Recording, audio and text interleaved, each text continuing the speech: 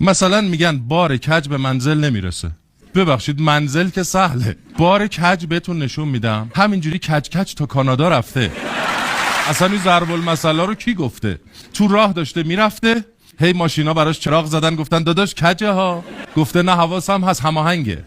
بعد یه عده با همین بار کج در صافترین منازل سکنا گزیدند. 80 طبقه برج، شاغول میذاری 1 میل کج نیست.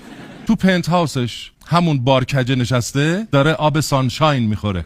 یا مثلا میگن با نردبون نمیشه رفت تا آسمون، اونم بستگی به نردبونش داره. بعضی از نردبونا یه عمر ازشون میری بالا موات سفید میشه. یه نردبونایی هم هستن که هنوز جوونی مینشوننت اون بالای بالایهو. کلن بستگی به این داره که نردبونو به کدوم دیوار تکیه بدی.